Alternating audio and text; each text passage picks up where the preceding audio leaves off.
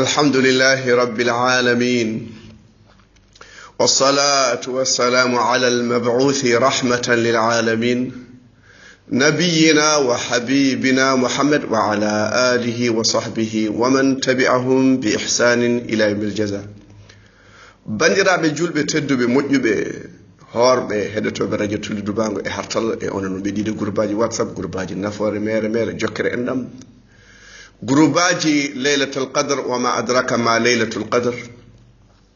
ko almudo mon Ousmane Jam Malik Ba arte yewtere men yewtere korka horomo yaadi hen ko seeɗo heddi ɗiɗo ñalawmaji ene kimmi ko hen ñalawma walla jamma tijjaɗo woni bandiraɓe seeɗa jamma tijjaɗo yo Allah rokku en tawen oɗo jamma tedduɗo bandiraɓe sehilaɓe jammo Allah manti malama so Allah mantima so wuro ñiŋima ala ko bonnantuma bandiraɓe sehilaɓe so wuro mantima a ñiŋama do asaman a hurama toon wala hawla wala quwwata illa billah caggal a'udhu billahi minash shaitanir rajim bismillahir rahmanir rahim إنا أنزلناه في ليلة القدر وما أدراك ما ليلة القدر ليلة القدر خير من 1000 شهر تنزل الملائكة والروح فيها بإذن ربهم من كل أمر سلام هي حتى مطلع الفجر سبحان الله والحمد لله ولا إله إلا الله والله أكبر bandiraɓe julɓe e darsuji men ɓennude en kaalino nde ɗo simore en pirti simore nde en mbi laylatul qadr ɓuri ujunere lewru duuɓi 83 walla 4 Allah waɗanma ngal ɗo ɓura rokkuma ɗum hade men fuɗɗade yewtere men en mbino gila korka fuɗɗi woni bandiraɓe anniyaji mabɓe ko Allah andi eɓe kalana en dewe Allah ganduɗa Allah yamirani nelaɗo yamirani ha tengta ɗeɗo balɗe 10 keddiɗo juula darde jangga hen qullahu laabi 15 14 jangga kafirun ɓe kala juuluji gandu tan Allah yamirani nelaɗo yamirani bandiraɓe إن الذين يفترون على الله الكذب لا يفلحون بين ويوبي الله ويتوياني كو جينغول بودنا نلا صلى الله عليه وسلم حديث المسلم حديث أنس أو وي كلا بيدو مي ويتو مي وياني يو جوبو جوندي مو تو جينغول hay sunon biida ko juldeni en kaali hadith biida nela do julni sahababe tan o julde mabbe tarawi ko balde tati naybijo o yaltani o yumu huli hade wontude farilla e mabbe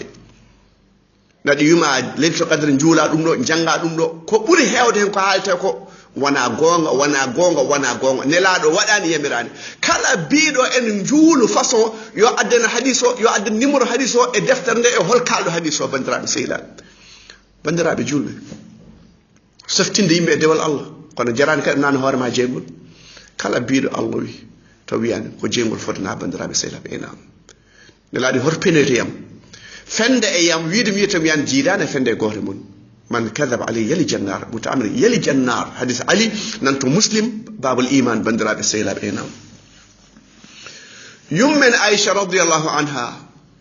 o wi nelaade sallallahu alaihi wasallam ene tinnorno e dewal Allah e nyalomaji jammaji sappo le nyalomaji sappo battidi e korke ko buri ko tinnorno so korko fudima o wi nelaade sallallahu alaihi wasallam so balde sappo keddimo o haɓa duhol makko no feewi o haɓa duhol makko ha tiiɗa oɗon gandi ko firti o yettorako sohnaɓe o yettorako ummahatul mu'min ɗum ɗon firti hadis muttafaqun alayh hadis oɗo ko muttafaqun alayh aynam ɗo mbimi nelaɗo sallallahu alaihi wasallam ene tinnorno e dewal Allah no feewi ko ɓuri ko waɗatno so korko fuɗɗima omon to muslim tongode makko 1,195 bandiraɓe sehilaɓe aynam ko sesa haldere kalden sesa ha malumato ñiiba sabu ko dewal Allah kalden wana fijirde bandiraɓe sehilaɓe wana belaɗo fo haala hay e président hay ministre hay policier a suusa e haalde mum ko wona gonga jeygol bandiraɓe sehilaɓe ene muuside yidde mantede yidde ardade yidde yettede kanyum tampini en bandiraɓe seeɗa ha tengte enen almuɓe la hawla wala quwwata illa billah nelaɗo sallallahu alaihi wasallam o wi a hulata sa wi nelaɗo wi on mbiya Allah mbiyeɗa a fini dow asaman mbiyeɗa a fini kadabta mbiyeɗa kadabt a hulani la ilaha illallah muhammadur rasulullah nelaɗo sallallahu alaihi wasallam man qama laylatal qadr imana wa ihtisaba ghufir lahu ma taqaddama min dhanbi muttafaqun alayh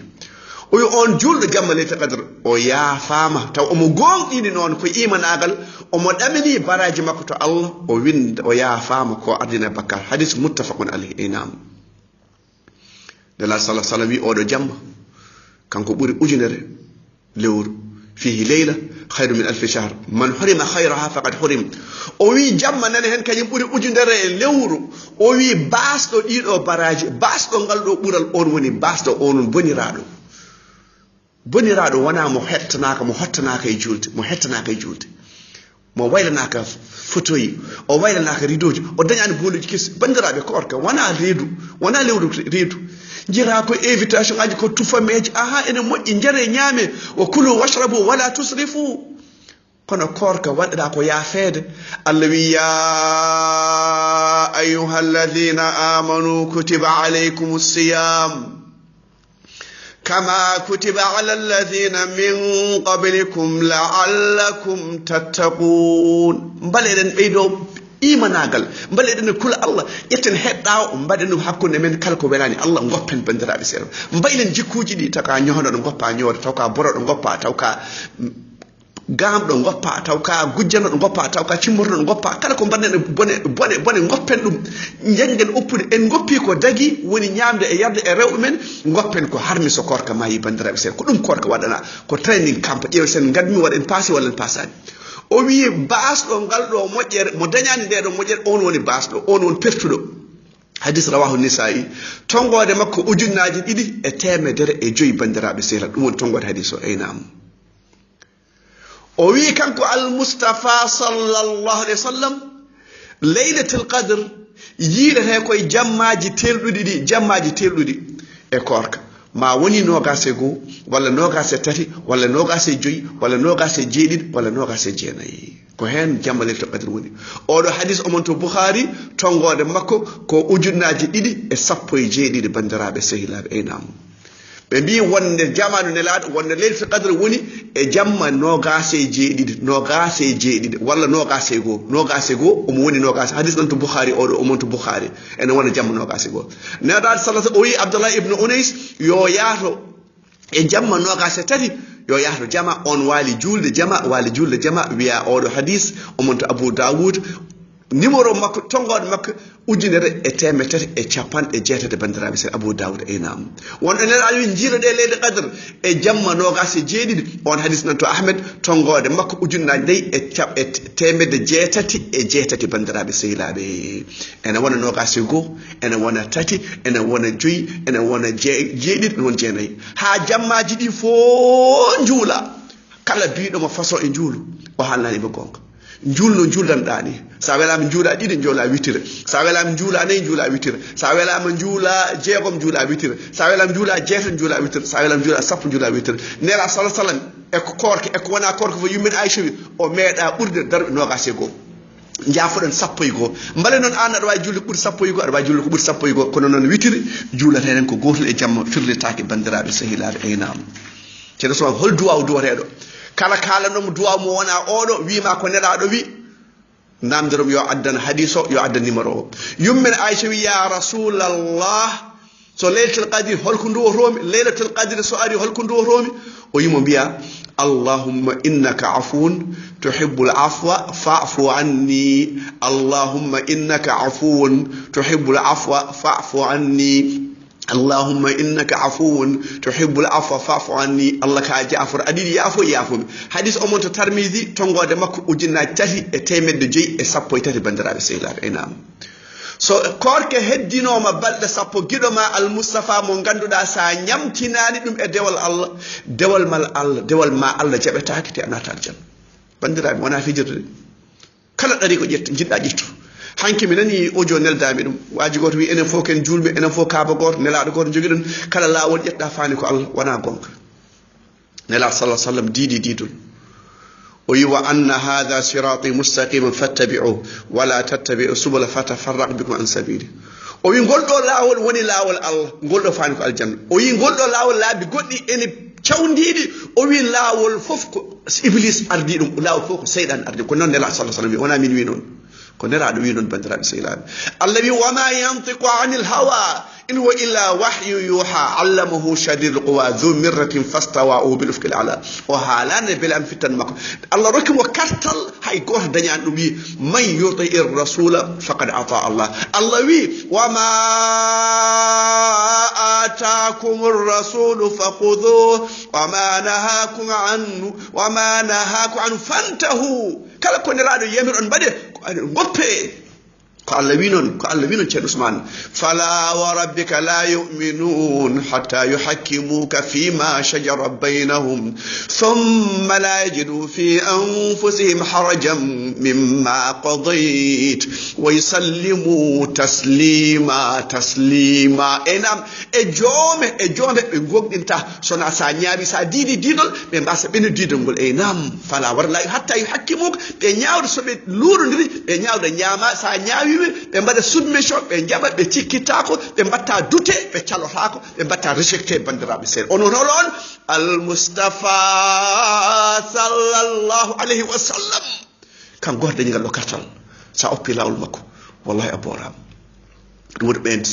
serendiɓe taƴiɓe ara jango ngata fiɗan fecce enam ficca fiɗenum enam wa yawma ya'addu adh-dhalimu ala yadayhi wa yaqul ya laytani ittakhadhtu ma'a ar-rasuli sabila ya waylata laytani lam attakhidh fulanan khalila laqad adallani 'an adh-dhikri ba'da idh ja'ani wa kana ash-shaytanu lil-insani khadhula bi poram hanino mi rewi al-mustafa hanino mi rewani kañum bonni feeram seydani ko bonno alhaalima jango ko jamfuma o yedduma bandiraɓe sehlaɓe enam on almustafa sallallahu alaihi wasallam balɗe sappo so keddima desan o oppa ummahatul mu'minin o jooɗo jama omo rewa allah ko jaafaɗo ko ardine ko wattindi foof enen eɗen manta koyemen kanko o mantani o wi ana sayid wolde adam wala kadib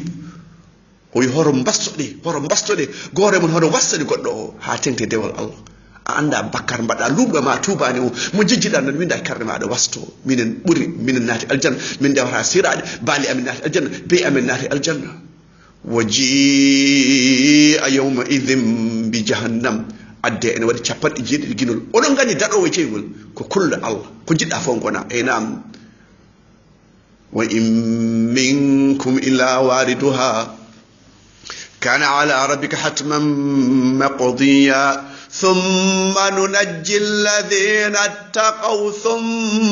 ننجي الذين اتقوا